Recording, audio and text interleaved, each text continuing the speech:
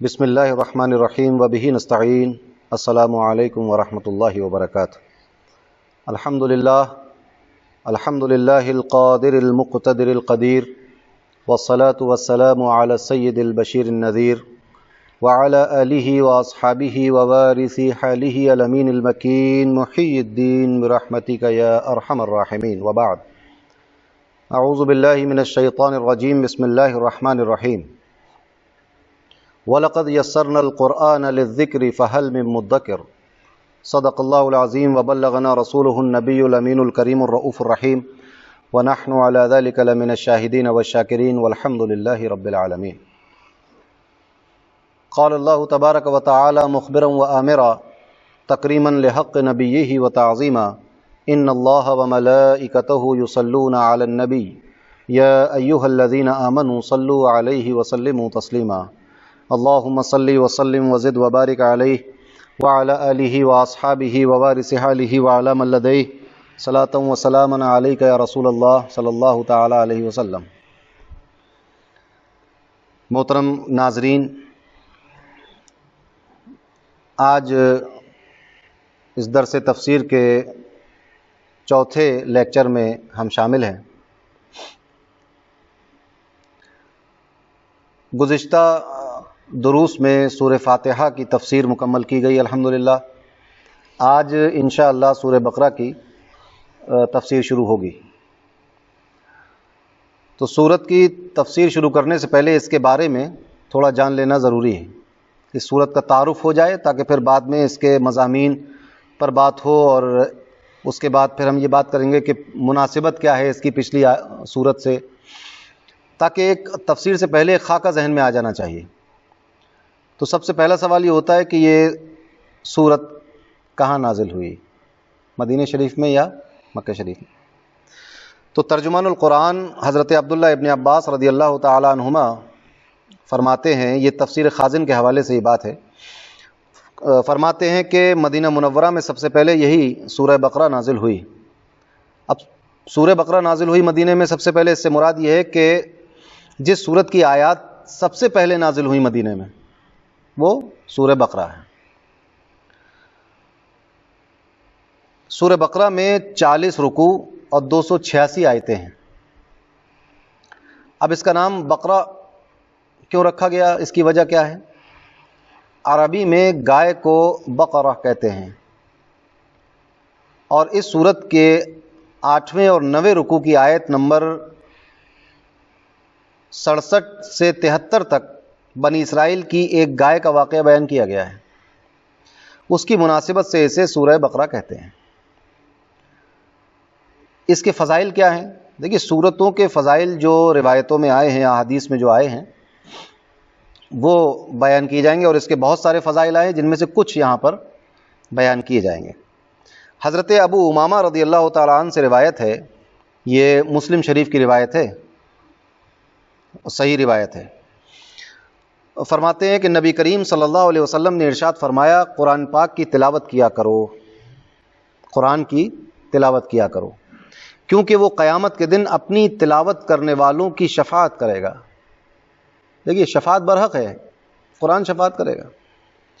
اور 2 روشن صورتیں، یعنی بہت واضح اور روشن صورتیں قرآن کی، یعنی سورہ بقرہ اور سورہ آل عمران پڑھا کرو، کیونکہ یہ دونوں قیامت کے دن اس طرح آئیں گی، یعنی جب جو ان کی تلاوت کثرت سے کرتا ہوگا تو اس کے اوپر اس طرح آئیں گی جیسے 2 بادل یا 2 سائبان شامیانے، یا 2 اڑتے ہوئے پرندوں کی قطاریں، یعنی جس سے سایہ مل سکے، ایسی شکل میں آئیں گی جن کے سائے میں ہم آ سکیں۔ یہ دونوں صورتیں اپنے پڑھنے والوں کی شفاعت کریں گی۔ سورہ بقرہ پڑھا کرو کیونکہ اس کو پڑھتے رہنے میں برکت ہے، اور نہ پڑھنے میں حسرت ہے۔ حسرت کس بات کی ہے؟ کہ ثواب سے محروم رہ جائیں گے، نہیں پڑھیں گے تو ثواب سے محروم رہ جائیں گے، تو اس کی حسرت ہے۔ اور جادوگر، آج کل یہ ہمارے معاشرے میں بہت چل رہا ہے کہ فلاں نے جادو کر دیا، اور اس نے یہ کرا دیا، اور اس نے وہ کرا دیا۔ نبی کریم صلی اللہ علیہ وسلم فرماتے ہیں، صحیح مسلم کی روایت، اور جادوگر اس کا مقابلہ کرنے کی طاقت نہیں رکھتے۔ اب افسوس یہ ہے کہ ہمارے گھروں میں قرآن کی تلاوت نہیں ہوتی ڈھنگ سے، اگر قرآن کی تلاوت کر رہے ہیں تو پھر نبی کریم کے صاف الفاظ ہیں کہ جادوگر سورہ بقرہ کا مقابلہ کرنے کی طاقت نہیں رکھتا. اللہ تبارک و تعالیٰ پھر محفوظ رکھتا ہے ان بلاؤں سے اور مصیبتوں سے. صحیح مسلم کی دوسری روایت جو ملتی ہے وہ حضرت ابو ہریرہ رضی اللہ تعالیٰ عنہ سے. حضور نبی کریم صلی اللہ علیہ وسلم نے ارشاد فرمایا اپنے گھروں کو قبرستان نہ بناؤ. کیا مطلب ہوا گھروں کو قبرستان نہ بناؤ؟ یعنی اپنے گھروں میں عبادت کیا کرو. قبرستان میں عبادت نہیں ہوتی ہے. جو عام قبرستان ہوتا ہے نا دور غریبہ، اس میں عبادت نہیں کی جاتی. تو اپنے گھروں میں عبادت کرو تاکہ وہ قبرستان نہ لگے. یہ مطلب ہوا اپنے گھروں کو قبرستان نہ بناؤ. اور شیطان اس گھر سے بھاگتا ہے جس میں سورہ بقرہ کی تلاوت کی جاتی ہے. صحیح مسلم کی روایت. تیسری حضرت ابو مسعود رضی اللہ تعالیٰ عنہ سے روایت ہے کہ سرکار دو عالم صلی اللہ علیہ وسلم نے ارشاد فرمایا جو شخص رات کو سورہ بقرہ کی آخری 2 آیتیں پڑھ لے گا تو وہ اسے کافی ہوں گی. کس چیز میں کافی ہوں گی؟ یعنی ناگہانی مصائب سے بچا لیں گی، کافی ہوں گی اس کے لیے وہ کافی ہو جائیں گی، یعنی اس کو محفوظ رکھیں گی ناگہانی آفتوں سے. یہ صحیح بخاری کی حدیث ہے، کتاب فضائل القرآن باب فضل البقرہ. حضرت ابو ہریرہ رضی اللہ تعالیٰ عنہ سے روایت ہے نبی کریم صلی اللہ علیہ وسلم نے ارشاد فرمایا کہ ہر چیز کی ایک بلندی ہے اور قرآن کی بلندی سورہ بقرہ ہے. کتنی فضیلت کی باتیں ہیں. دیکھیے سورہ بقرہ کتنی فضیلتیں ہیں. اس میں ایک آیت ہے جو قرآن کی تمام آیتوں کی سردار ہے اور وہ آیت الکرسی ہے. نبی کریم نے فرمایا، ترمذی شریف کی حدیث ہے، اس میں ایک آیت ہے جو قرآن کی تمام آیتوں کی سردار ہے اور وہ آیت کون سی ہے؟ آیت الکرسی. آیت الکرسی کے الگ سے بھی فضائل ہیں احادیث میں. حضرت سہل بن سعد سعدی رضی اللہ تعالیٰ عنہ سے روایت ہے کہ حضور نبی کریم صلی اللہ علیہ وسلم نے ارشاد فرمایا جس نے دن کے وقت اپنے گھر میں سورہ بقرہ کی تلاوت کی تو 3 دن تک شیطان اس کے گھر کے قریب نہیں آئے گا، اور جس نے رات کے وقت اپنے گھر میں سورہ بقرہ کی تلاوت کی تو 3 راتیں اس گھر میں شیطان داخل نہ ہوگا. یہ روایت شعب الایمان کی ہے. تو اب تعارف ہو گیا سورہ بقرہ کا کہ اس میں کتنی آیتیں ہیں، کتنے رکوع ہیں اور اس کی فضیلت کیا ہے. اب اس میں مضامین کیا کیا ہیں، کن کن چیزوں کو اللہ تبارک و تعالیٰ نے سورہ بقرہ میں ذکر فرمایا ہے. تو یہ قرآن پاک کی سب سے بڑی سورت ہے اور اس سورت کا مرکزی مضمون یہ ہے کہ اس میں بنی اسرائیل پر کیے گئے انعامات، جو انعام کیے اللہ نے بنی اسرائیل پر، اور انعامات کے مقابلے میں بنی اسرائیل کی ناشکری اور نافرمانی اور بغاوت، اس کا ذکر ہے. بنی اسرائیل کے جرائم جیسے بچھڑے کی پوجا کرنے لگنا، سرکشی اور عناد کی وجہ سے حضرت موسیٰ علیہ الصلوۃ والسلام سے طرح طرح کے مطالبات کرنا کہ ہم ایسے نہیں مانیں گے اللہ کو، ہم کون سی گائے کریں، اس کا رنگ کیا ہوگا، وہ کیسی ہوگی. بہت الغرض یہ کہ طرح طرح کے سوال پریشان کیا حضرت موسیٰ کو، اس کا ذکر ہے. اللہ تبارک و تعالیٰ کی آیتوں کے ساتھ کفر کرنا، یعنی ان کو نہ ماننا، انکار کر دینا. انبیاء کرام علیہم الصلاۃ والسلام کو ناحق شہید کر دینا، اس کا ذکر ہے اس میں کہ انہوں نے نبیوں کو ناحق قتل کیا، شہید کیا اور وعدے توڑ دیے وغیرہ. اس طرح کی باتیں اس میں سورہ بقرہ میں آئی. اب گائے ذبح کرنے کا واقعہ ہے اور نبی کریم صلی اللہ علیہ وسلم کے زمانے میں موجود یہودیوں کے باطل عقائد و نظریات اور ان کی بدتمیزیوں کو بیان کیا گیا ہے جو انہوں نے وہاں پر اس موقع پر کی، اور مسلمانوں کو یہودیوں کی دھوکہ دہی سے آگاہ کیا گیا ہے کہ یہودی بہت دھوکہ دیتا ہے، کیسے کیسے دھوکہ دیتا ہے. اس کے علاوہ سورہ بقرہ میں اور بھی مضامین آئے ہیں، ان کو ہم بیان یہاں کرتے ہیں کہ قرآن پاک کی صداقت، حقانیت اور اس کتاب کی کہ ہر طرح سے بے شک و شبہ ہونے کا بیان، یعنی اس میں کوئی شک و شبہ نہیں ہے، شک اور شبہ سے پاک ہے یہ کتاب، اس کا بیان ہے. قرآن پاک سے حقیقی ہدایت حاصل کرنے والوں اور ان کے اوصاف کا بیان کہ کیسے لوگ ہیں جنہوں نے قرآن سے ہدایت حاصل کی اور وہ کیسے ہیں، وہ کون لوگ ہیں. اور بعض لوگوں کے بعض ایسے کافر کہ جو ایمان سے محروم رہے، ان کا بیان ہے. اور منافقوں کی بری خصلتوں عادتوں کا ذکر کیا گیا ہے.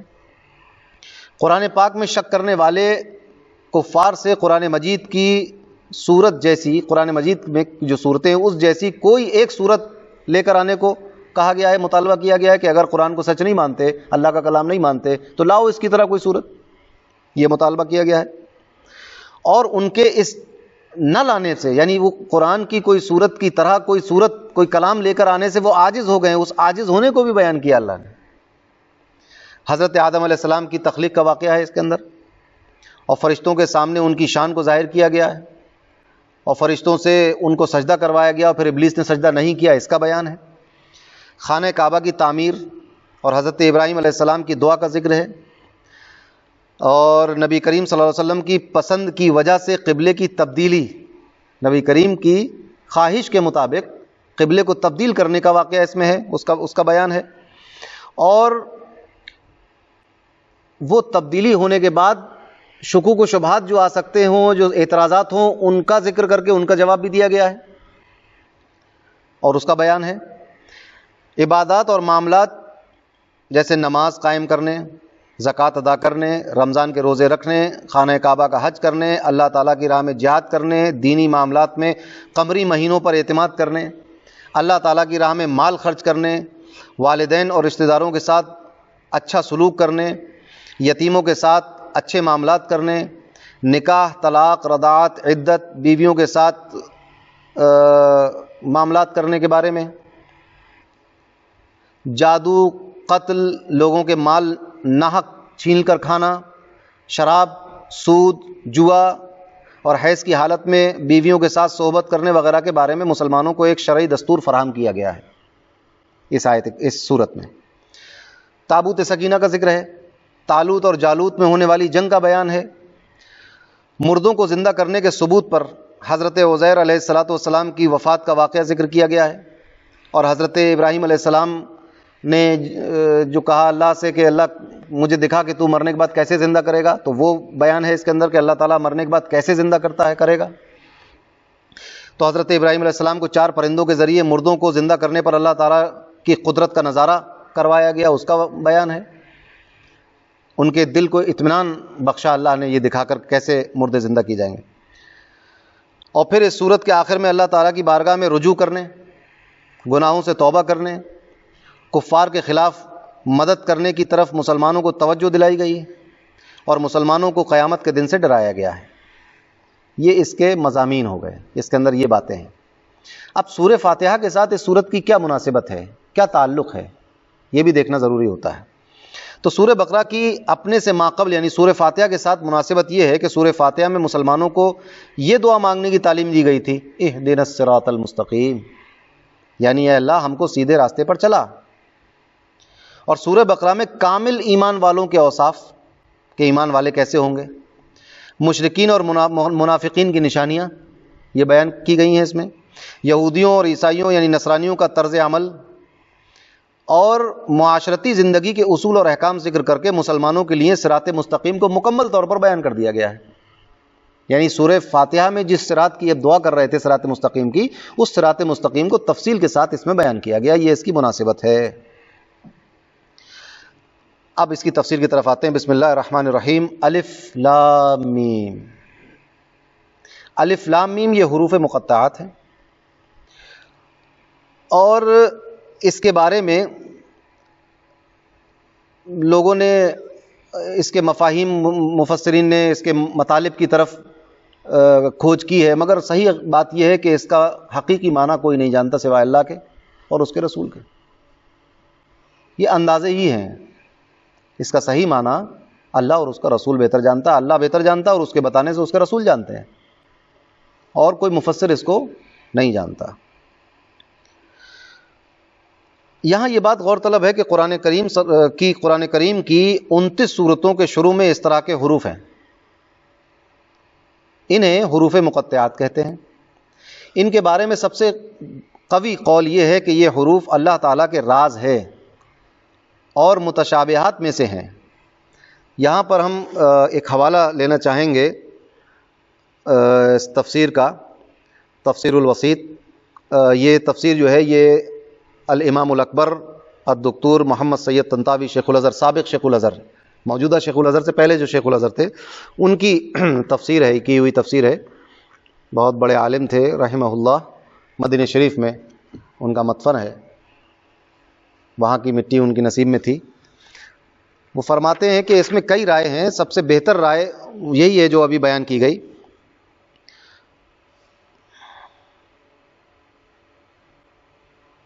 تو یہ حضرت ترجمان القرآن حضرت ابن عباس کی رائے ہے، اور اسی طرف امام شعبی، سفیان ثوری وغیرہ گئے ہیں مفسرین میں سے. اور ان کا کہنا یہ ہے کہ جب ان سے پوچھا گیا، اس کو ابن منظر نے وغیرہ نے امام شعبی سے روایت کیا ہے کہ جب پوچھا گیا سورت کے ان حروف کے بارے میں پوچھا گیا تو انہوں نے کہا ان لکل کتاب سرًا، کہ ہر کتاب کا ایک راز ہوتا ہے، سر ہوتا ہے. وَإِنَّ سِرَّ هَذَا الْقُرْآنِ فِي فَوَاتِحِ السُّورِ، اور قرآن کا راز یہی ہے جو شروع میں سورتوں کے شروع میں جو یہ حروف آ رہے ہیں، یہ قرآن کا راز ہیں. اور حضرت ابن عباس سے اور بھی کئی روایتیں ہیں. اور فرمایا آپ نے، حضرت ابن عباس نے فرمایا کہ علماء اس کا ادراک کرنے سے عاجز ہیں. یہ قرآن کا اعجاز ہے، اس کو کوئی جانتا نہیں ہے کہ اس کا یہ راز کیا ہے، یہ اللہ جانتا ہے، اور اس کے بتانے سے اس کے حبیب محمد مصطفیٰ صلی اللہ علیہ وسلم جانتے ہیں. حضرت علی رضی اللہ تعالیٰ عنہ سے بھی ایک روایت ہے، فرماتے ہیں کہ ہر کتاب میں ایک صفوہ ہے، اور قرآن کا صفوہ یہی حروف تہجی ہیں، یعنی حروف مقطعات ہیں. تو یہ حروف کا معنی حقیقی طور پر کوئی نہیں جانتا، مفسرین میں، علماء میں، بندوں میں نہیں جانتا، کوئی اللہ جانتا ہے، اور اس کے بتانے سے اس کے رسول جانتے ہیں.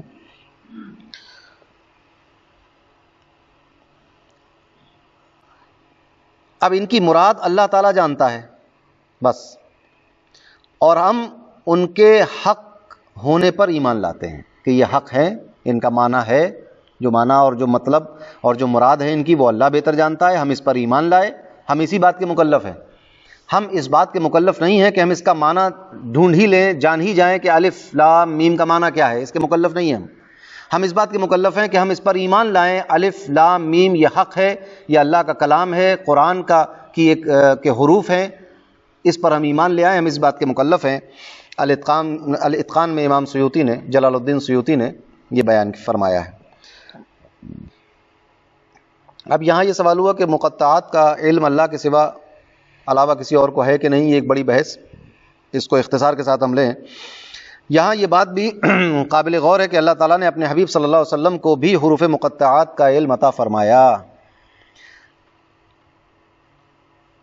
قاضی بیضاوی نے لکھا ہے اپنی کتاب، اپنی تفسیر بیضاوی میں، کہ صورتوں کے ابتدائیہ یعنی حروف مقطعات کے بارے میں امام قاضی بیضاوی فرماتے ہیں کہ ایک قول یہ ہے کہ یہ ایک راز ہے، جیسا کہ ہم نے بیان کیا، یہ ایک راز ہے جسے اللہ تعالیٰ نے اپنے علم کے ساتھ مخصوص فرمایا ہے. تقریباً ایسی ہی روایات خلفائے اربعہ اور دیگر صحابہ اکرام رضی اللہ تعالیٰ عنہم سے بھی منقول ہیں. اور ممکن ہے کہ صحابہ اکرام یہ مراد لیا ہو کہ یہ حروف اللہ تعالیٰ اور اس کے رسول صلی اللہ علیہ وسلم کے درمیان راز و نیاز ہیں، اور یہ ایسے اسرار و رموز ہیں جنہیں دوسرے کو سمجھانا مقصود نہیں ہے. یہ صرف اللہ اور اس کے رسول کے درمیان کی بات ہے، دوسرے کے لیے نہیں ہے. اگر یہ راز نبی کریم صلی اللہ علیہ وسلم کو معلوم نہ ہو تو پھر کلام غیر مفید ہو جائے گا. اللہ اور اس کے رسول کے درمیان راز ہے اور نبی کریم کو اس کا معنی نہیں آتا تو پھر کلام غیر مفید ہے. پھر کیسا، پھر نبی کریم ہی جب نہیں جانتے تو پھر فائدہ کیا ہوا اس کا؟ تو پھر یہ لازم آئے گا کہ ایک غیر مفید کلام سے اللہ تعالیٰ نے خطاب کیا، اور یہ بات درست نہیں ہے. یہ تفسیر بیضاوی میں یہ بات لکھی ہوئی ہے. امام خفاجی رحمۃ اللہ تعالی علیہ فرماتے ہیں کہ انوار التنزیل کے بعض نسخوں میں استأثرہ اللہ بعلمہ ہے، اور یہ استأثرہ کی ضمیر جو ہے وہ رسول اللہ صلی اللہ علیہ وسلم کے لیے ہے، اور با جو لکھا اس میں جو با ہے بعلمہ، با مقصود پر داخل ہے، یعنی اللہ تعالیٰ نے حضور اقدس صلی اللہ علیہ وسلم کو اپنے علم سے خاص کر کے معزز اور مکرم فرمایا، اپنے علم سے ان کو بھی حصہ عطا فرمایا تو ان کی تکریم اور عزت افزائی فرمائی۔ یعنی مقطعات کا علم صرف اللہ تعالیٰ اور اس کے بتانے سے اس کے رسول صلی اللہ علیہ وسلم کو حاصل ہے۔ اس معنی کو اکثر سلف صالحین نے اور محققین نے پسند فرمایا ہے۔ علامہ محمود آلوسی رحمہ اللہ فرماتے ہیں غالب گمان یہ ہے کہ حروف مقطعات مخفی علم اور سربستہ راز ہیں جن کے ادراک سے علماء عاجز ہیں، جیسا کہ حضرت ترجمان القرآن حضرت عبداللہ ابن عباس رضی اللہ تعالیٰ عنہ نے فرمایا، اور خیالات اس تک پہنچنے سے قاصر ہیں۔ انسان کی عقل اور خیالات اور عقل کے گھوڑے وہاں تک نہیں پہنچ سکتے، اور اسی وجہ سے حضرت ابوبکر صدیق رضی اللہ تعالیٰ عنہ نے فرمایا ہر کتاب کے راز ہوتے ہیں اور قرآن مجید کے راز صورتوں کی ابتدا میں آنے والے حروف ہیں۔ اور امام شعبی رحمہ اللہ فرماتے ہیں یہ حروف اللہ تعالیٰ کے اسرار ہیں تو ان کی کھوج نہ لگاؤ، ان کو ڈھونڈو مت، کیونکہ رسول اللہ صلی اللہ علیہ وسلم کے بعد ان کی معرفت آپ صلی اللہ علیہ وسلم کے علوم کے وارث اولیاء اکرام کو ہے، انہیں اس بارگاہ سے ان کی معرفت حاصل ہوتی ہے۔ مگر یہ بات کوئی یقینی نہیں ہے کہ ہر آدمی اٹھ کر دعویٰ کر دے کہ مجھے رسول اللہ کی بارگاہ سے اس کا علم عطا ہو گیا ہے۔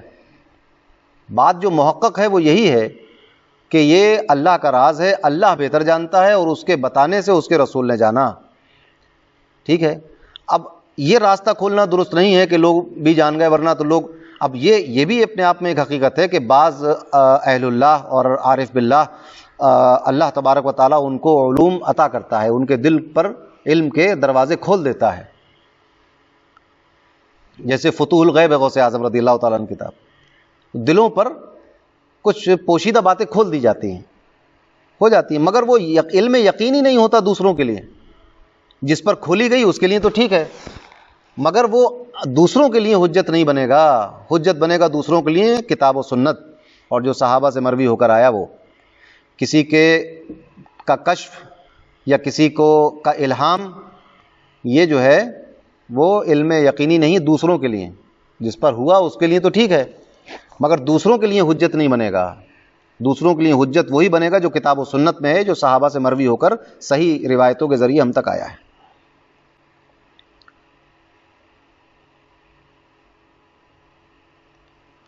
تو یہ بات ہو گئی۔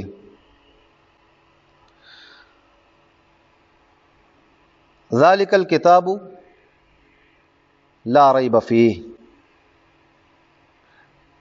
اب ذالک الکتاب یعنی اس سے قرآن مجید کی طرف اشارہ ہے، یعنی یہ قرآن، یہ کتاب لا ریب فیہ، اس میں کوئی شک نہیں ہے، اس قرآن میں کوئی شک کی گنجائش نہیں ہے، اگر مگر نہیں ہے، کوئی ہیلا بہانہ نہیں ہے، کوئی وہم و گمان والی بات نہیں ہے، ہر بات یقینی ہے، شک نہیں کیا جا سکتا اس میں۔ تو لا ریب فیہ کے ذریعے قرآن مجید کا ایک وصف بیان کیا گیا ہے۔ کیا مطلب؟ یہ ایسی بلند شان اور عظمت اور شرف والی کتاب ہے جس میں کسی طرح کے شک اور شبے کی کوئی گنجائش نہیں، کیونکہ شک اس چیز میں ہوتا ہے جس کی حقانیت پر کوئی دلیل نہ ہو، اس میں شک ہوتا ہے۔ جس کی حقانیت میں کوئی دلیل نہ ہو اس پہ شک ہوگا، جس کے بارے میں ہم صحیح طور پر جانتے نہ ہو۔ قرآن کی حقانیت میں کوئی شبہ اور شک نہیں ہے ہمیں، اس دلائل سے واضح ہو چکا کہ قرآن حق ہے، اللہ کی کتاب ہے، اب اس میں کوئی شک اور شبے کی گنجائش نہیں ہوگی۔ تو قرآن پاک اپنی حقانیت کو ایسی واضح اور مضبوط دلیلوں سے واضح کرتا ہے جو ہر صاحب انصاف اور عقل مند انسان کو اس بات کا یقین کرنے پر مجبور کر دیتی ہیں کہ یہ کتاب حق ہے اور یہ کتاب اللہ کی طرف سے نازل ہوئی ہے، کسی نے اپنی دل سے یا نبی کریم نے اپنی طرف سے نہیں پیش کی، بلکہ یہ اللہ کی جانب سے آئی ہے اور نبی کریم نے اللہ کا پیغام اور ان کا کلام ہم تک پہنچایا۔ اس پر بہت مضبوط دلائل ہیں، اور ذرا سا بھی انصاف رکھنے والا انسان ہو، جس کی عقل سلیم ہو، تو وہ اس بات پر یقین کر لے گا کہ یہ کتاب بندے کا کلام نہیں، یہ خالق کا کلام ہے۔ تو اب اگر کوئی زبردستی کہے کہ ہم تو نہیں مانتے بھائی قرآن کو کہ اللہ کلام ہے، تو مت مانیے، آنکھیں بند کر لیجیے آپ سورج کے سامنے اور کہیے کہ میں نہیں مانتا کہ دن ہے اور سورج ہے، تو مت مانو بھائی، اس کا کیا علاج ہے؟ کوئی نابینا آدمی کہے کہ بھائی ہم تو نہیں مانتے کہ سورج کیا ہے، تو آپ نابینا ہیں اس لیے نہیں مان پا رہے ہیں، یا آپ نے آنکھیں بند کر رکھی ہیں، یا آپ میں عناد اور دشمنی کی وجہ سے آپ انکار کر رہے ہیں. دلائل کی بنیاد پر انکار نہیں کر سکتے. عناد کی بنیاد پر انکار کر سکتے ہیں قرآن کے بارے میں کہ یہ کلام اللہ کا نہیں ہے. عناد اور دشمنی کی بنیاد پر تو کہی جا سکتی ہے یہ بات، دلائل کی بنیاد پر نہیں کہی جا سکتی، کیونکہ دلائل سے یہ بات ثابت ہو گئی کہ قرآن اللہ کا کلام ہے، کسی بندے کا کلام نہیں ہے. اب آپ یہ اعتراض کریں قرآن میں تو آ گیا ہے کہ ذالک الکتاب لا ریب فیہ، اور لوگ اس میں شبہ کر رہے ہیں، مستشرقین کر رہے ہیں، اور بہت سے لوگ کر رہے ہیں، اور شک و شبے کی باتیں پھیلا رہے ہیں کہ قرآن میں ایسا ہو گیا اور ویسا کیوں اور ایسا کیوں، بہت سے لوگ کر رہے ہیں. آپ کہیں بھائی قرآن نے تو کہا ہے کہ اس میں شبے کی گنجائش نہیں ہے، تو پھر یہ لوگ شبہ کیوں کر رہے ہیں؟ تو اس کا جواب یہی ہے کہ یہ لوگ عناد میں شبہ کر رہے ہیں، دلائل کی بنیاد پہ نہیں. ان کے پاس دلائل نہیں ہے شبہ کرنے کے. یہ صرف دشمنی میں، عناد میں، حسد میں، جلن میں، ہٹ دھرمی میں، اور حقائق سے اپنی نظروں کو چرا کر انکار کر رہے ہیں، شبہ کر رہے ہیں. دلائل نہیں ہے ان کے پاس، یہ حق بجانب نہیں ہے. تو ایسے تو کوئی بھی کر سکتا ہے. اگر آپ کسی سے عناد رکھتے ہوں یا کوئی شخص عناد و دشمنی میں ہو تو کچھ بھی کہہ سکتا ہے. وہ لوگ تو یہی کہتے ہیں کہ کوئی خالق نہیں ہے دنیا کا. کہنے والوں کو منہ کس نے روکا ہے؟ مگر یہاں بات چل رہی دلائل کی روشنی میں، عقل سلیم کو مخاطب کرتے ہوئے، منطقیانہ استدلال کے طور پر، دلائل کے ساتھ، ترک کے ساتھ، کہ آپ دلائل سے ثابت کیجئے کہ قرآن اللہ کا کلام نہیں ہے. دلائل کیا ہے؟ صرف آپ کے کہہ دینے سے کہ یہ جھوٹ ہے، من گھڑت ہے. من گھڑت نہیں ہو جاتی کوئی چیز. قرآن جبکہ آپ کو دعوت بھی دے رہا ہے کہ آؤ، اگر یہ اللہ کا کلام نہیں ہے تو فَأْتُوا بِسُورَةٍ مِّن مِّثْلِهِ، کوئی ایک صورت لے کے آئیے اس کی طرح، اور اپنے ممد اور مددگار لوگوں کو بھی لے کر آئیے ساتھ میں جو آپ کی مدد کرے، اور تمام انسانوں اور جناتوں میں سے جس کو چاہو اپنا ساتھی بنا لو، اس میں آ جاؤ، لے آؤ کوئی اس کا جواب، اس کی طرح کچھ لے کر آؤ. عاجز رہ گئے سب لوگ، کوئی نہیں لا پایا. اور اس کے علاوہ بہت ساری دلائل ہیں اس بات کے، دلیلیں ہیں کہ یہ کلام جو ہے وہ بندے کا نہیں ہے، یہ اللہ کا کلام ہے. تو اب صرف ہٹ درمی، عناد اور دشمنی، مخالفت کی بنیاد پر اگر کوئی انکار کرے اور شبہ کرے تو کر سکتا ہے، حقائق اور دلائل کی بنیاد پر کوئی شبہ اس میں نہیں کر سکتا. ھدی للمتقین. اب ھدی للمتقین سے ایک نئی بات شروع ہو رہی ہے کہ ڈرنے والوں کے لیے ہدایت ہے. دیکھیے کتنی اللہ تبارک و تعالیٰ نے بات فوراً صاف کر دی. ذالک الکتاب لا ریب فیہ، اس میں شک اور شبے کی گنجائش نہیں ہے اس عظیم الشان کتاب میں، مگر پھر بھی لوگ کر رہے ہیں.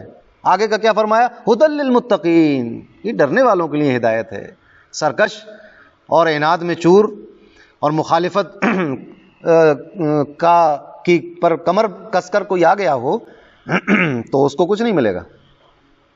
وہ کرتے رہو، تم نافرمانی کرتے رہیے، عناد اور دشمنی کی باتیں کہتے رہیے کہ اللہ کا کلام نہیں ہے. کیوں؟ کیونکہ ھدی للمتقین، ڈرنے والوں کے لیے ہدایت ہے. آیت کے اس حصے میں قرآن مجید کا ایک اور وصف بیان کیا گیا. یہ کتاب ان تمام لوگوں کو حق کی طرف ہدایت دیتی ہے جو اللہ تعالیٰ سے ڈرتے ہیں، جو اللہ کا کلمہ نہیں پڑھتے، جو بات نہیں مانتے، جو اللہ کو ہی نہیں مانتے. آپ کہیں کہ بھئی قرآن ان کو کیوں نہیں ہدایت دے رہا ہے؟ قرآن کتاب ہدایت ہے ہر کسی کے لیے، مگر اس سے لے گا کون؟ یضل بہ کثیرا ویہدی بہ کثیرا. تو متقی، ڈرنے والے، اللہ کی معرفت حاصل کرنے کا جذبہ لے کر آنے والے لوگ جو کوشش کریں اللہ کی طرف آنے کو، تو اللہ نے ان کو ہدایت دے دی ہے اس کتاب کے ذریعے. یہ کتاب ہدایت ہے. آپ کوشش کریں، آپ چاہیں کہ میں صحیح راستہ چاہتا ہوں تو آپ قرآن کا مطالعہ کریں، تو قرآن میں ہدایت ہے. اب آپ یہ سوچ کر کہ میں دیکھوں کہاں کہاں اسلام اور مسلمانوں کو ذلیل کیا جائے اور کہاں کہاں ان کی خامیاں نکالی جائیں، اس طور پر قرآن کا مطالعہ کریں آپ، تو کیا ملے گا آپ کو؟ اور قرآن تو ہر پہلو سے بے نیاز ہے ان چیزوں سے کہ اس پر نکتہ چینی کی جائے یا اس کی غلط تشریح کی جائے. اللہ تبارک و تعالیٰ نے قرآن کی حفاظت کا ذمہ خود لے لیا ہے، تو اب اس میں کوئی گڑبڑ کر نہیں سکتا. اللہ محافظ ہے اس کا. تو ڈرنے والوں کے لیے ہدایت ہے، جو اللہ سے ڈرتے ہیں ان کے لیے ہدایت ہے. اور جو لوگ اللہ کی طرف جانا نہیں چاہتے، جو لوگ سرکش ہیں، جو اپنے نفس کے بہکاوے میں آ چکے ہیں، شیطان کے پھندے میں پھنسے ہوئے ہیں، جو کوشش نہیں کرتے سیدھے راستے کی طرف آنے کی، ان کو آپ دن رات سناتے رہیے، کچھ نہیں ہوگا. ابو جہل وہ تو اس زمانے میں تھا جس زمانے میں قرآن نبی کے اوپر نازل ہو رہا تھا. اس زمانے میں تھا وہ اس زمانے میں تھا جس زمانے میں نبی کریم بنفس نفیس اپنی زبان مبارک سے قرآن کی تلاوت کیا کرتے تھے. کیا ملا ہو ابو جہل کو؟ سمجھے میری بات کو آپ؟ کہ یہ کہہ دینا کہ یہ قرآن کریم ہے اور یہ لیجئے صاحب اپنے سر پہ رکھ لیجئے اور آپ ہو گئے ہدایت یافتہ. ایسا نہیں ہے. کوشش کرنا ہوتی ہے. اللہ کی طرف آنے کے لیے کوشش کیجئے, صحیح راستے کی طرف انصاف کے ساتھ. ٹھیک ہے آپ مسلمان کوئی شخص نہیں ہے, مگر انصاف کے ساتھ وہ دیکھے کہ میں اپنی زندگی میں دنیا میں آیا ہوں تو اب میں صحیح راستہ پکڑوں. تو جتنی کتابیں اس کے سامنے ہوں مختلف مذاہب کی, سب پڑھ ڈالے اور قرآن بھی اسی نیت سے پڑھے کہ مجھے ہدایت چاہیے, میں سیدھا راستہ چاہتا ہوں. پڑھ کے دیکھ لیجئے, یہ قرآن کتاب ہدایت نظر آئے گی اس میں آپ کو. اور یہ کوئی زبانی جمع خرچ نہیں ہے, یہ تجربہ ہے. آج کی دنیا جو ہے وہ دلائل کی روشنی میں چل رہی ہے. بہت کم لوگ ایسے ہیں جو لوگوں کو بہکانے کے لیے الٹی سیدھی باتیں کر رہے ہیں, اور آج کل عام طور سے رجحان یہ ہے کہ بھئی کوئی بات کہیں تو اس کی دلیل ہونا چاہیے. یہی وجہ ہے کہ ترقی یافتہ ممالک جو ہیں وہاں پر اگر کوئی قرآن کو پڑھتا ہے, مطالعہ کرتا ہے اس کا تحقیقی طور پر اور راستہ ڈھونڈنے کے لیے, تو بہت سے لوگ ایمان سے مشرف ہو جاتے ہیں, ایمان کی دولت انہیں مل جاتی ہے, کلمہ پڑھ لیتے ہیں. بے شمار واقعات ہیں اور اب تک یہ سلسلہ جاری ہے اور یہ جاری رہے گا.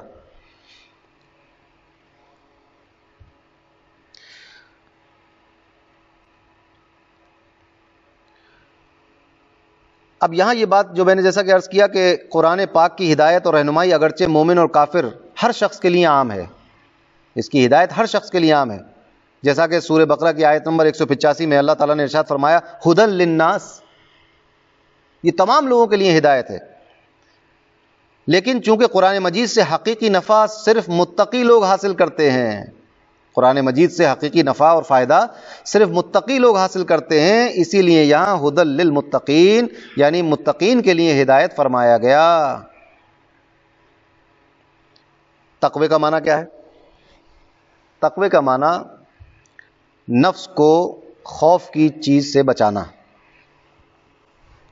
مدارک شریف سے ہم یہاں تقوی کا معنی بیان کریں گے. ویسے تو بہت تفصیل ہو جاتی ہے اگر بیضاوی شریف سے اور دوسری کتابوں سے تفصیل لیتے اس کی, اور اس میں چونکہ عربی عبارت کو سمجھانے والے کے لیے بھی بہت ساری تشریح ہے, تو جو اردو جاننے والے لوگ ہیں جو عربی نہیں جانتے وہ ان کے لیے نہیں ہے. ظاہر سی بات ہے کہ وہ عربی جاننے والوں کے لیے ہیں. تو ان سب چیزوں کو حذف کرتے ہوئے میں اس بات پر آتا ہوں کہ تقوی کا معنی کیا ہے.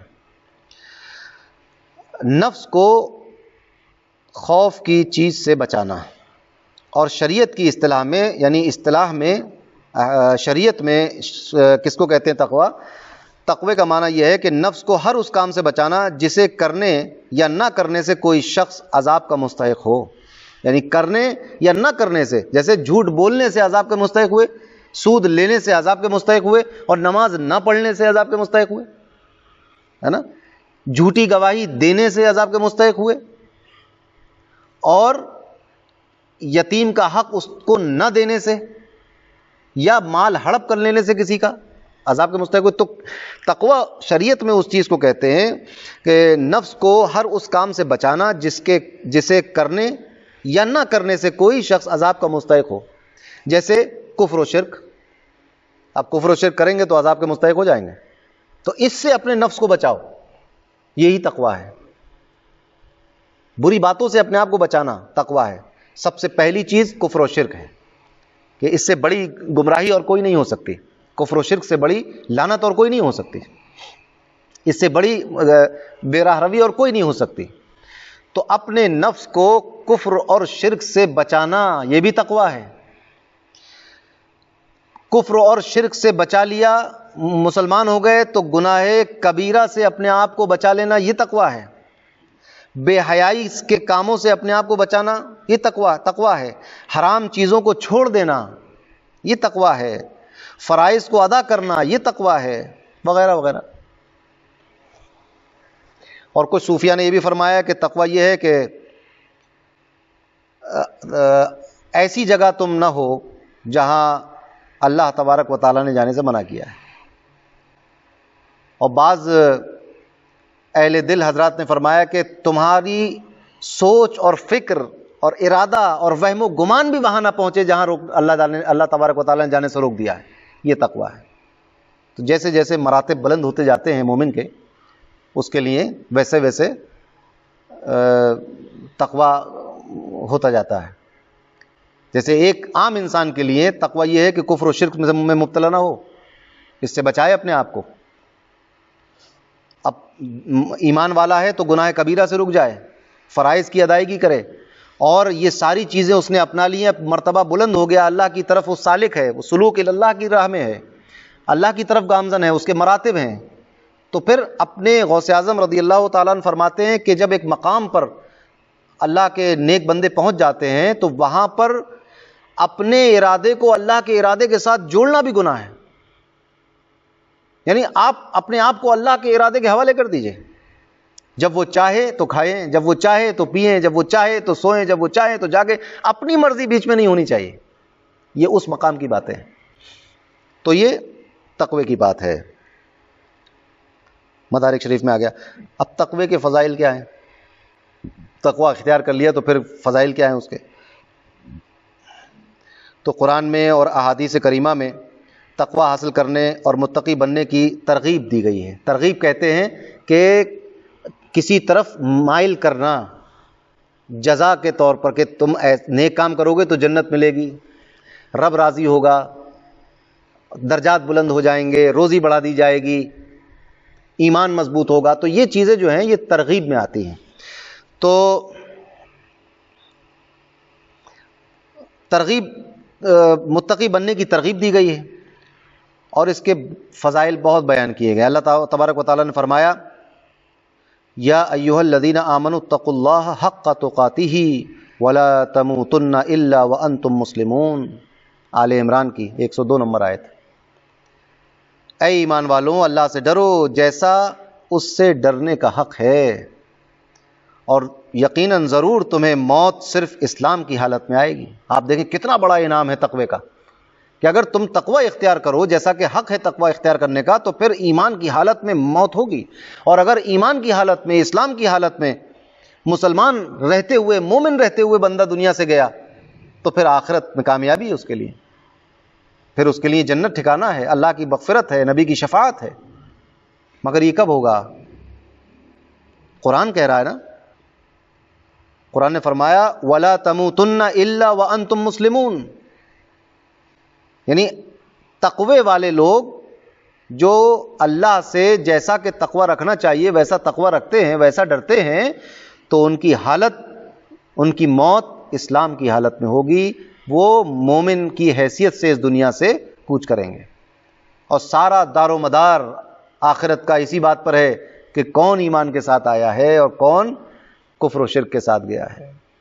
دیکھیے گناہوں کی تو معافی ہو جاتی ہے، سزا کاٹ لیں گے، اس کے بعد جنت میں چلے جائیں گے، یا نبی کریم کی شفاعت سے جہنم میں جائیں گے ہی نہیں، یا پھر اللہ تبارک و تعالیٰ کے فضل سے بغیر حساب و کتاب کے جنت میں چلے جائیں گے. یہ الگ بات ہے.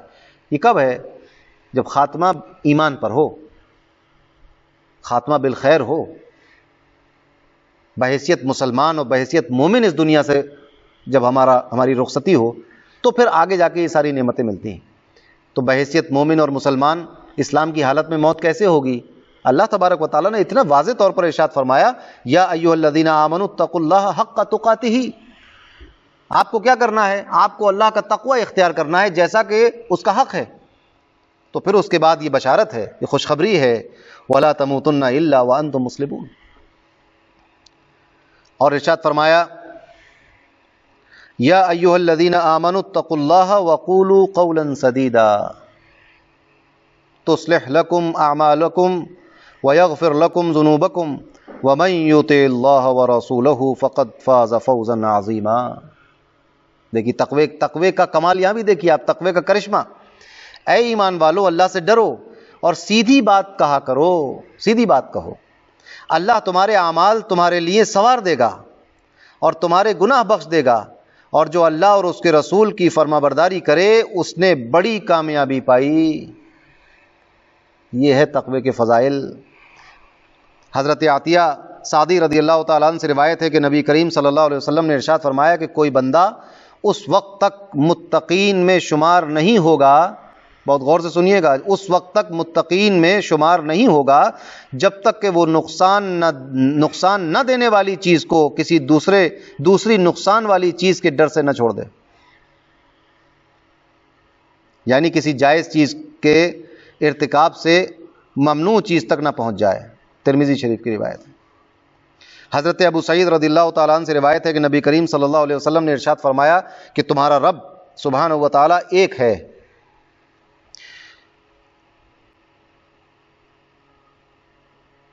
تمہارا باپ ایک ہے یعنی حضرت آدم، اور کسی عربی کو عجمی پر فضیلت نہیں ہے، نہ عجمی کو عربی پر فضیلت ہے، نہ گورے کو کالے پر فضیلت ہے، نہ کالے کو گورے پر فضیلت ہے، مگر صرف تقوی سے۔ قرآن مجید میں بھی آیا ہے ان اکرمکم عند اللہ اتقاکم، دیکھیے تقوی ہی فضیلت کی بات ہے۔ کس کے درجے بلند ہیں، کون بڑا ہے؟ وَجَعَلْنَاكُمْ شُعُوبًا وَقَبَائِلَ لِتَعَارَفُوا، اس بنیاد پر، قبیلے اور ذات برادری کی بنیاد پر کوئی افضل نہیں ہے، بڑا نہیں ہے۔ ان اکرمکم عند اللہ اتقاکم، تقوی کی بنیاد پر بڑے ہوتے ہیں لوگ، بلند ہوتے ہیں، مرتبے والے ہوتے ہیں۔ حضرت انس رضی اللہ تعالیٰ عنہ سے روایت ہے کہ حضور پرنور صلی اللہ علیہ وسلم نے ارشاد فرمایا کہ تمہارا رب عز و جل ارشاد فرماتا ہے اس بات کا مستحق میں ہی ہوں کہ مجھ سے ڈرا جائے، یعنی میرا ہی تقوی اختیار کیا جائے، اور جو مجھ سے ڈرے گا تو میری شان یہ ہے کہ میں اسے بخش دوں گا۔ نبی کریم نے ارشاد فرمایا، سنن دارمی میں ہے، کتاب الرقاق۔ اب تقوی کے مراتب کیا ہیں؟ تقوی کے بھی کئی مراتب ہیں، جیسا کہ پیچھے کی بات میں اشارتاً یہ بات آئی تھی، تو محققین نے تقوی کے مختلف مراتب بیان فرمائے ہیں۔ جیسے عام لوگوں کا تقوی ایمان لا کر کفر سے بچنا، متوسط لوگوں کا تقوی احکامات کی پیروی کرنا، اور جن چیزوں سے اللہ نے منع کر دیا ہے ان سے رک جانا، اور خاص لوگوں کا تقوی ہر ایسی چیز کو چھوڑ دینا جو اللہ تعالیٰ سے غافل کر دے، یہ خاص لوگوں کا تقوی ہے۔ تو یہ تقوی کے مراتب ہوتے ہیں۔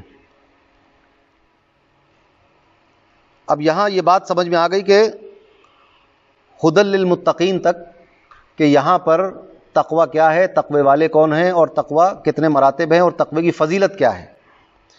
اگلی آیت میں اللہ تبارک و تعالی ارشاد فرماتا ہے الذین یؤمنون بالغیب ویقیمون الصلاة ومما رزقناہم ینفقون،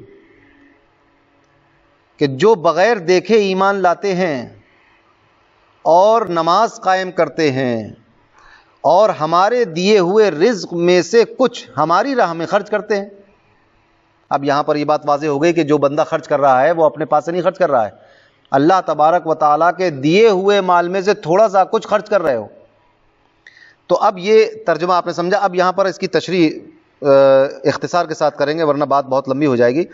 الذین یؤمنون بالغیب، وہ لوگ جو بغیر دیکھے ایمان لاتے ہیں۔ یہاں سے لے کر المفلحون تک کی 3 آیات محض مومنین کے بارے میں ہے، یہ ایمان والوں کے بارے میں ہے، جو ظاہری اور باطنی دونوں طرح سے ایمان والے ہیں، ان کے بارے میں ہے۔ اس کے بعد 2 آیتیں ان لوگوں کے بارے میں ہیں جو ظاہری اور باطنی دونوں طرح سے کافر ہیں، اور اس کے بعد 13 آیتیں منافقین کے بارے میں ہیں جو کہ باطن میں کافر ہیں اور اپنے آپ کو مسلمان ظاہر کرتے ہیں۔ آیت کریمہ کے اس حصے میں متقی لوگوں کا ایک وصف بیان کیا گیا ہے۔ ہدی للمتقین، کون متقین؟ الذین یؤمنون بالغیب، کون ہیں متقی؟ ڈرنے والے لوگ کون ہیں؟ جو بغیر دیکھے ایمان لاتے ہیں۔ اب یہ وصف یہاں متقی لوگوں کا بیان کر دیا گیا ہے کہ وہ لوگ بغیر دیکھے ایمان لاتے ہیں، یعنی وہ ان تمام چیزوں پر ایمان لاتے ہیں جو ان کی آنکھوں سے پوشیدہ ہیں، یعنی نبی کریم صلی اللہ علیہ وسلم نے ان کے بارے میں خبر دی اور انہوں نے مان لیا۔ یہ ہے متقی لوگوں کی پہچان۔ جیسے مرنے کے بعد دوبارہ زندہ کیا جائے گا، آنکھوں سے نہیں دیکھا ہے مگر ایمان رکھتے ہیں۔ قیامت قائم ہوگی، قیامت کا دن ہوگا، یہ حق ہے، دیکھا نہیں ہے مگر ایمان رکھتے ہیں۔ اعمال کا حساب ہونا ہے، جو کیا ہے اس کا حساب دینا ہے، دیکھا نہیں ہے مگر ایمان رکھتے ہیں۔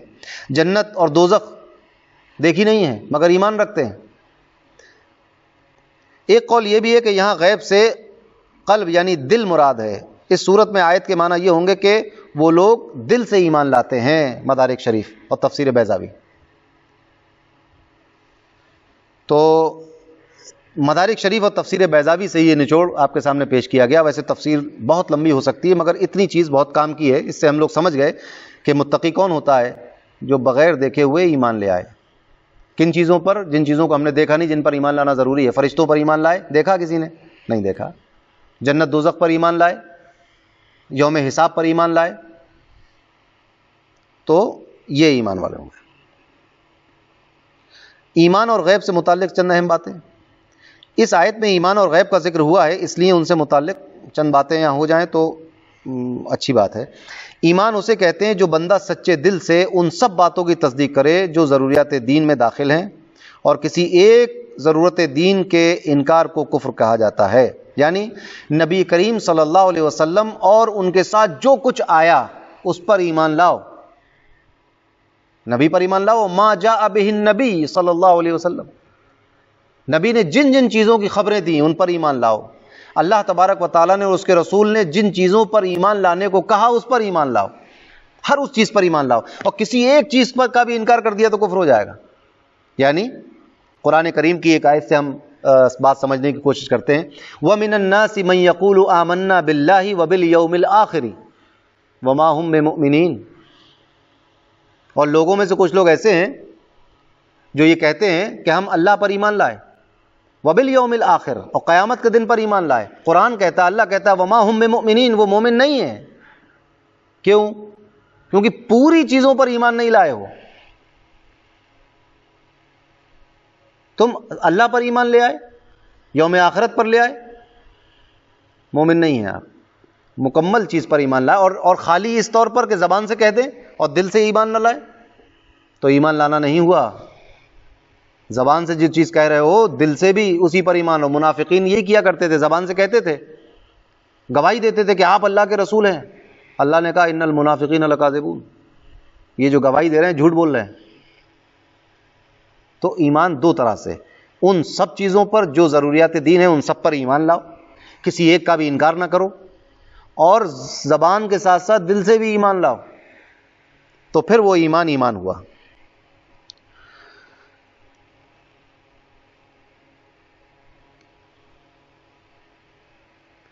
اب عمل جو ہے وہ ایمان کا جز نہیں ہے، ایمان میں داخل نہیں ہوتے عمل. ایمان الگ ہے، عمل الگ ہے. ایمان ہے اعتقاد کا نام، مان لینے کا نام، عمل کرنے کا نام. جیسے نماز کی فرضیت کا اقرار، یہ ایمان میں شامل ہے. اور نماز پڑھنا یہ عمل ہے. سمجھ میری بات کو سمجھے آپ؟ اگر کوئی شخص نماز نہیں پڑھتا، گناہ گار ہے، گناہ کبیرہ کا مرتکب ہے، اللہ کی ناراضگی کا مستحق ہے، مگر کافر نہیں ہو گیا. بے نمازی کافر نہیں ہو گیا.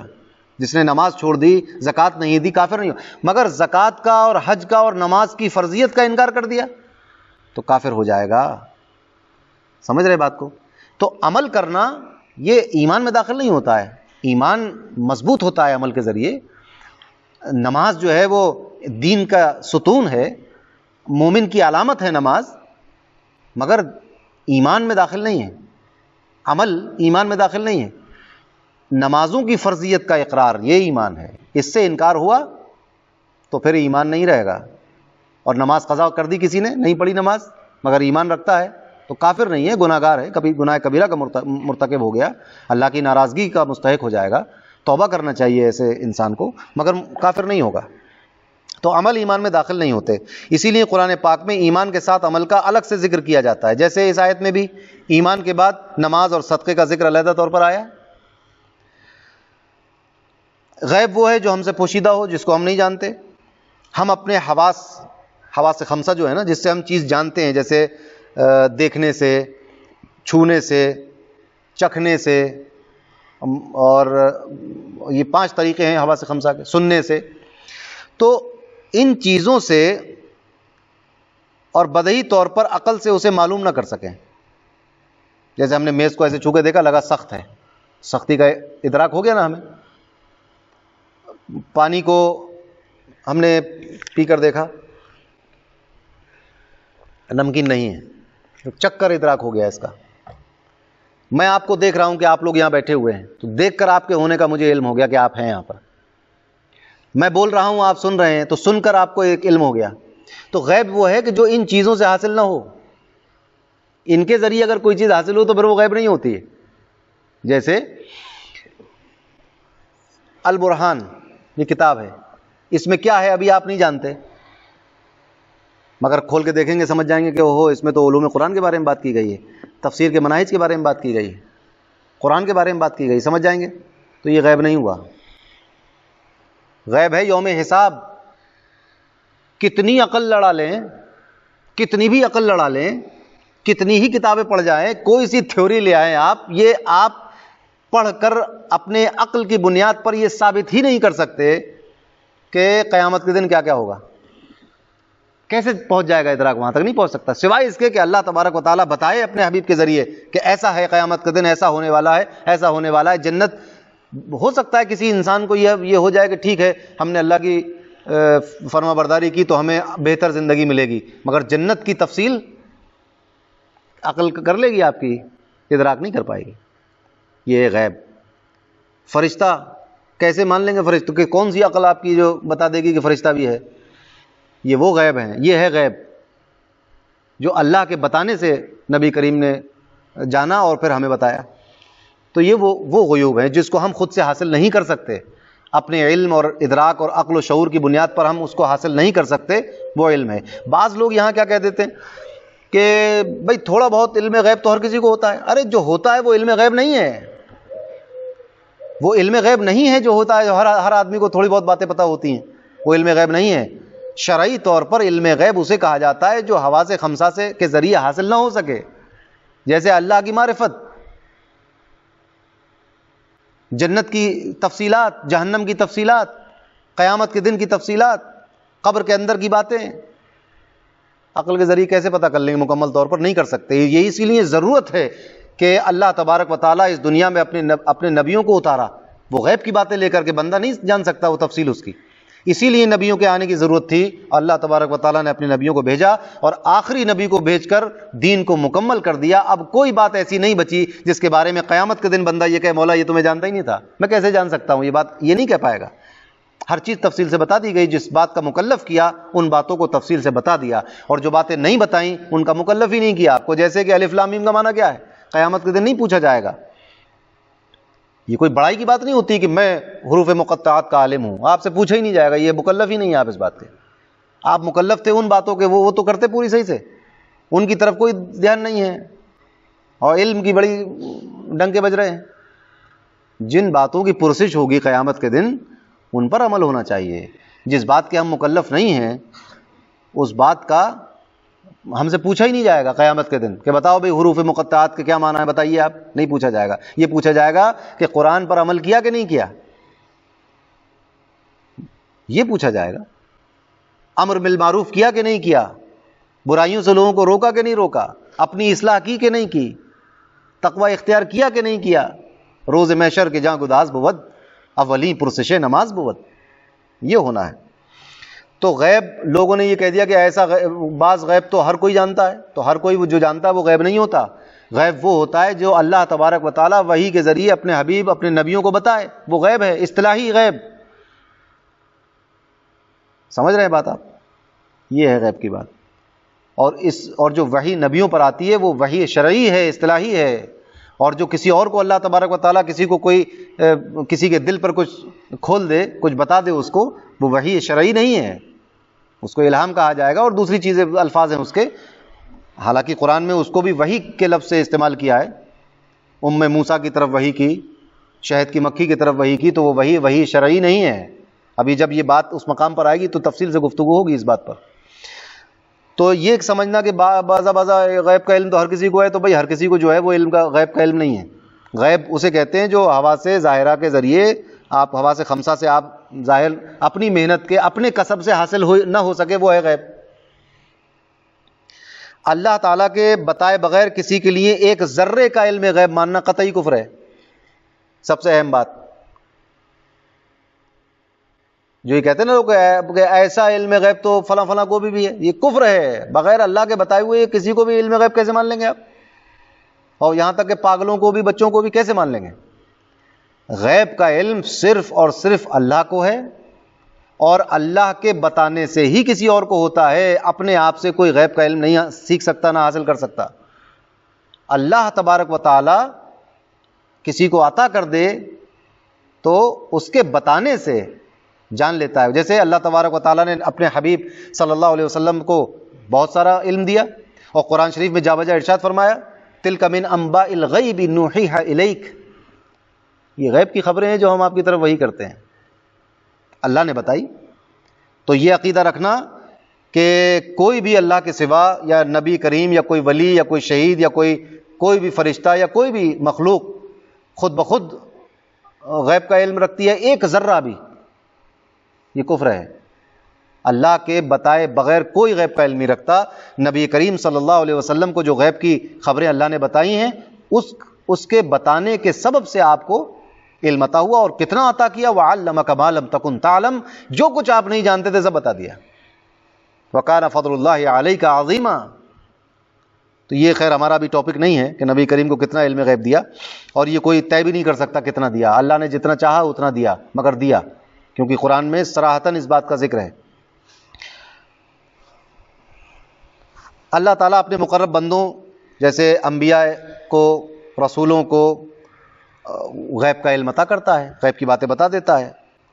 اور بعض اولیاء کو بھی بتا دیتا ہے کہ کل کیا ہونے والا ہے، بتا دیتا ہے.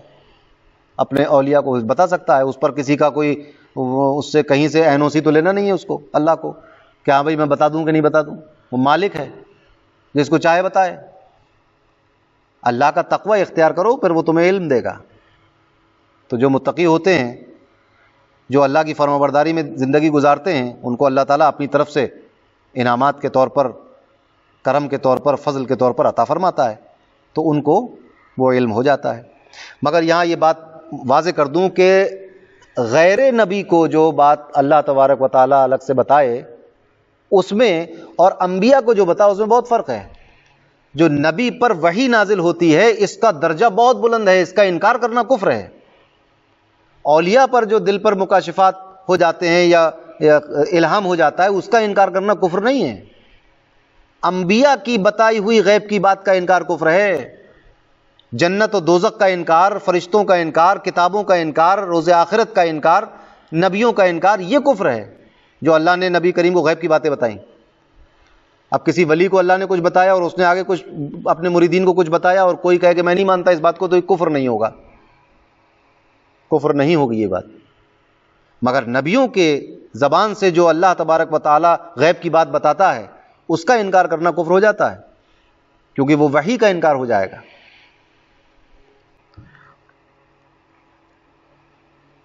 اب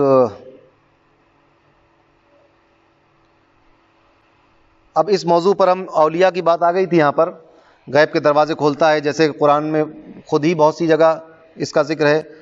اور آگے انشاءاللہ جب سورہ آل عمران کی وہ آیتیں آئیں گی جو اس سے متعلق ہیں، تو وہاں پر اس کی تشریح کی جائے گی. آج کے لیے اتنا کافی ہے. اب انشاءاللہ کل ہم وَيُقِيمُونَ الصَّلَاةَ سے بات شروع کریں گے. اللہ تبارک و تعالیٰ سے دعا ہے کہ جب تک ہم زندہ رہیں اس کی اور اس کے پیارے حبیب محمد مصطفیٰ صلی اللہ علیہ وسلم کی بتائے ہوئے راستوں پر چلتے رہیں، اللہ اور اس کے پیارے حبیب صلی اللہ علیہ وسلم کی مرضی کے مطابق زندگی گزاریں، اور جب ہمارا آخری وقت ہو تو ہماری زبان پر ہو لا الہ الا اللہ محمد رسول اللہ صلی اللہ علیہ وسلم. آمین اللہم آمین. وآخر دعوانا الحمد للہ رب العالمین. السلام علیکم.